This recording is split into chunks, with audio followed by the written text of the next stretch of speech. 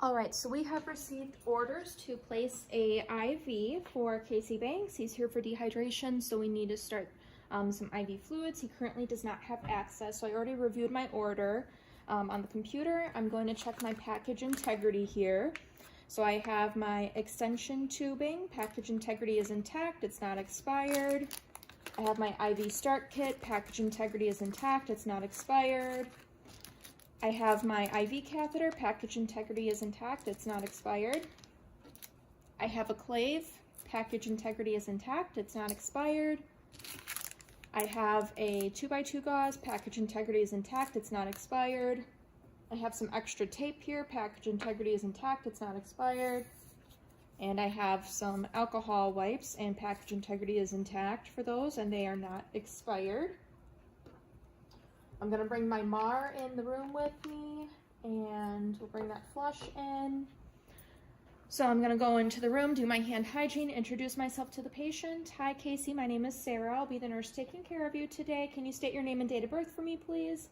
And he says, Casey Banks, 10-265. All right, Casey, do you have any allergies? And Casey says he's allergic to aspirin. All right, Casey, do you by chance have any allergies to Tegaderm, tape, or chlorhexidine? And Casey says no. All right, Casey, I just asked that because that is in some of the products that we'll be using for your IV start today. Have you ever had an IV placed before? And Casey says no. All right, so what we're going to do is we're going to insert a small needle into one of your veins to get vascular access. We'll be removing the stylet and connect you to some IV fluids. This is going to help get you rehydrated a lot faster versus drinking like oral fluids. So you will feel a little bit of a poke with that, but after that you should feel okay. We'll be keeping a close eye on your IV throughout the day and flushing it as needed. So before we get started, I'm just going to do my third MAR check. MAR checks 1 and 2 would be considered already complete for you during demonstration. So I'm just going to verify we have Casey Banks and Casey Banks, 10-2-1965, IC 10-2-1965, allergy to aspirin. We did confirm that with the patient. So today I'm going to do MAR check 3 for my saline flush. So Casey Banks, 10-2-1965, allergy to aspirin. We're giving 0.9% sodium chloride, and I have 0.9% sodium chloride. For IV flush, this is for IV injection, 10 mLs, and I have 10 mLs in my syringe here. As needed, it has not been given recently, it is not expired, it does not contain aspirin, there's no particles floating in it, package integrity would be intact. So MAR check 3 is complete for my flush. I'm going to do MAR check 3 for my IV fluids as well. So we have Casey Banks, 10-2-1965, allergy to aspirin. We have 0.9% sodium chloride. I have 0.9% sodium chloride, 500 mLs. This is 500 mLs for IV infusion. This is for IV infusion. We will be giving that at 100 mLs an hour, so I'll program my pump in a little bit for that. Today, it has not been started today. It is not expired. It does not contain aspirin. There's no particles floating in it. It's nice and clear. So at this point, I don't have a pump with me, but we would be clearing the volume to be infused and the primary rate so we can reprogram that. We're also going to clear out the secondary volume to be infused and the rate if there was one programmed previously on the pump. And then we would reprogram the pump to our 100 mLs per hour for our rate, and our volume to be infused per the order was 500 mLs. So we've got our table here, we would make sure it's clean. We've got a wastebasket near us, and we're doing our hand hygiene. So I'm going to start opening up my extension tubing set here. So we're doing that aseptically. I'm just going to set this here. I'm going to take my flush and we're going to attach the flush to our clave. So I'm banana peeling my clave. I'm going to remove the cap of my flush and attach that to the clave. Okay, once I have that attached, I'm going to take it out of the wrapper. I'm going to prime this with about 0.5 or 0.25 mLs of fluid.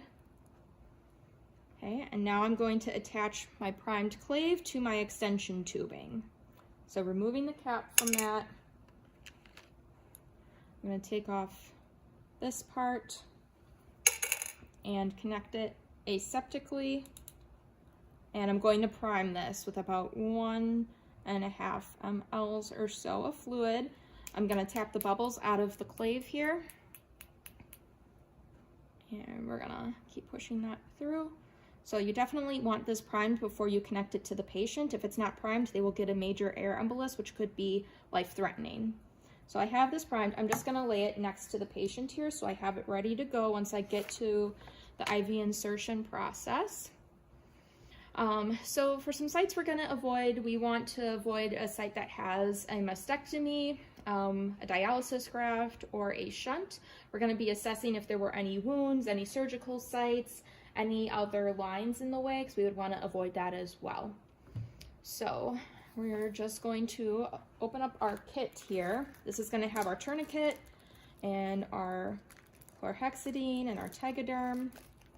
I'm just going to set that down. We're going in and grabbing our tourniquet here. And Casey did not have a mastectomy, no wounds, no dialysis, fistulas, grafts, or shunts on his left arm. So what I'm going to do is I'm going to apply my tourniquet here. I like to stretch it out a little bit first. We're going to go 3 to 6 inches above our site. So for our site, we want to go between the antecubital and the wrist. We don't want to go in any bony areas, so I'm applying my tourniquet so that the tails are going to go away from my IV insertion site, like that. So I'm going to palpate the pulse because we want to occlude the venous flow, but not the arterial flow. So you want it on snug, but not too tight that they totally lose circulation. So I'm feeling the radial pulse here, which I do feel. And while we're doing that, I'm looking for any sites. This looks like a pretty good site over here on the anterior forearm. So I'm going to keep that in mind. I'm going to release my tourniquet. And I'm just going to move that down a little bit. Casey, I'm going to have you relax your hand for a little bit. So I've got our IV kit open. I'm doing hand hygiene again. I'm just going to get a piece of tape ready to go. So I'm going to get 2 pieces ready. They can just be about that length. It's going to help secure our tubing when we get to that point, and I'm putting that on my end of the table there. So we do our hand hygiene. I'm going to put my gloves on. So these can be the vinyl or the nitrile, whatever your facility has. So I've got my gloves on, and I'm going to put the tourniquet back on 3 to 4 inches above my insertion site. So I'm going down here so I can put my tourniquet on 3 to 4 inches above that. We want to stay about 3 or 4 fingers below the AC and 3 to 4 fingers above the wrist. So that's a good site for me to go in. So again, we're putting this snug. This is going to feel a little tight, Casey, but we'll be taking this off once we're done with our IV. So I'm again reassessing the site before I start cleaning it. And I'm palpating the pulse, making sure again that we don't occlude the arterial flow, just the venous flow.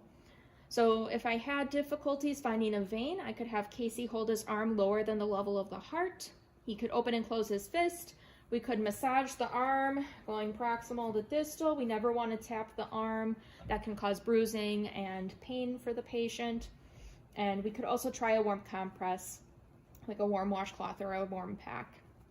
Okay, we've already got our extension tubing close by, so that we'll be ready to use that. And I also have my IV tubing over here as well from the pump, so that will be all set. So I'm going to go in, I'm going to grab my chlorhexidine. I would crack this. It'll crack like a glow stick, and I'm going to scrub my insertion site with a vigorous motion for 30 seconds back and forth. You want to make sure it's vigorous so that we get rid of any potential pathogens that are on the skin. We don't want to cause an infection because we will be breaking the skin barrier with this IV start.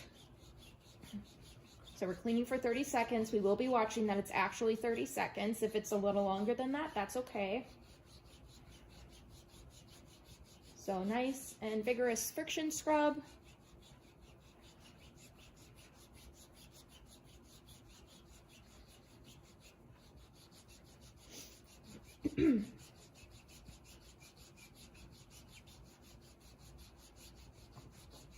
All right. So I'm done with that. I'm not going to cross over the site that I just cleaned. Once I clean it, I don't want to go back and palpate for that vein, otherwise I just contaminated my insertion site. So while that's drying for 30 seconds, I'm gonna go ahead and open up my IV catheter. So I'm banana peeling that, and I'm gonna take this out of the packaging. I'll set that aside. I'm gonna remove the sheath here. All right.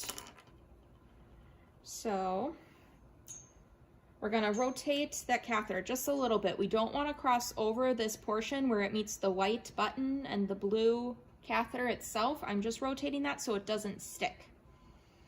So when I insert this, I'm going bevel up. So the angle set is gonna be facing up. So I'm gonna anchor the vein 2 to 3 inches below the insertion site. Casey, you're gonna feel a little bit of a poke here. All right. Some patients want you to count down, others don't. So I'm going to insert at a 10 to 15 degree angle. You want to make sure that the blue catheter part does not graze your thumb when you're inserting this. So we're going in 10 to 15 degrees. Okay, we're going in. All right, I note the flashback of blood. I'm going to lower the catheter parallel to the level, parallel to the skin. I'm advancing another 1/4 inch. And then I'm going to use my thumb to guide this wing into the vein without crossing over the actual insertion site or over here. All right, so I'm advancing the catheter off the stylet up to the skin level. We're maintaining asepsis. I'm stabilizing our catheter. I'm putting my thumb down on the wing, and I'm gonna flip my finger, my index finger, 1 1/4 inch or so above the insertion site. So that's gonna help occlude the vein so I don't have a whole bunch of blood come out. So I'm gonna remove the stylet now. I'm gonna activate the safety so I don't have a sharps hanging anywhere. And now I'm going to connect my extension tubing. Okay, so I have my extension tubing here. I'm connecting this right away.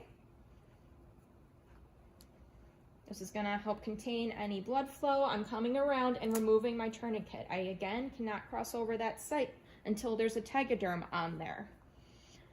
So now I'm gonna flush the catheter with about 3 to 5 mLs of the saline. So we're checking for patency here. I do not see any infiltration or leaking at the catheter site. So again, I'm slowly pushing this in, that 3 to 5 mLs.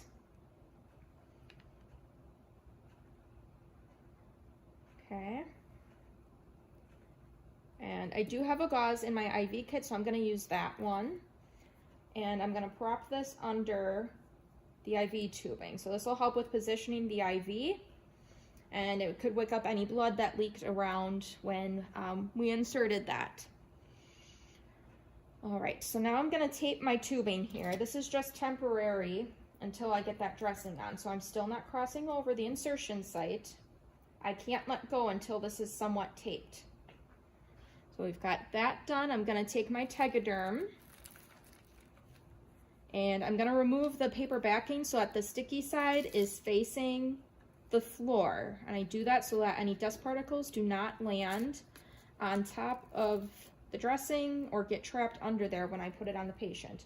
So I'm applying this to the site and I'm placing it just to where it connects to my extension tubing that I attached.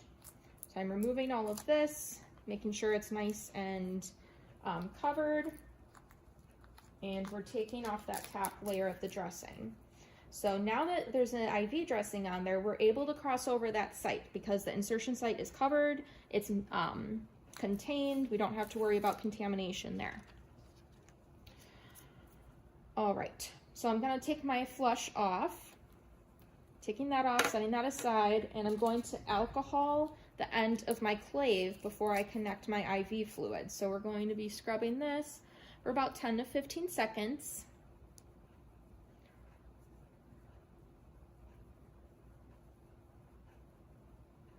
Okay, and now I'm coming over, I'm grabbing my IV fluids that we had ready to go. I'm popping the cap off of that without crossing over the tip of my tubing, and I'm going to connect this to my line, just like that. So at this point, I can turn my IV pump to run. So we already had it programmed after Marcheck 3. And now that the IV pump is going, I'm again looking for any signs of infiltration at the site. So any coolness, any leaking, any swelling there. I could clean up any blood that was on the arm, but this looks good. My needle is going to go into the sharps. I'm again gonna secure my tubing to the arm a little nicer. Oops. Is that good still? Okay, we're still good. Sorry about that. So I'm gonna secure my tubing up here so that there's less chance of it getting pulled out if he goes to the bathroom or gets caught on something. Then I can remove my first piece of tape. So we've got our dressing and then a piece of tape up here. We put our needle in the sharps, and I'm gonna clean up my supplies. So this would all go in the garbage. All right, Casey, how are you doing? And Casey says he's doing all right. So I'm gonna remove my gloves here, and I'm also going to date, time, and initial when that IV was placed. I'm gonna put it along the side of the dressing so that it doesn't impede my assessment later on. So we've got that, and let's see, we'll do some documentation. I'm gonna document the size, the type of the catheter, what IV fluids we started for the patient, how many attempts it took, how the patient tolerated it, as well as what type of dressing we put on there, and then of course educating the patient. They should call us if there's any pain, leaking, swelling, or any alarms. Again, it's our responsibility as nurses to do that assessment, but they can still call us if there are any concerns noted there. So Casey, I'll come back in an hour and reassess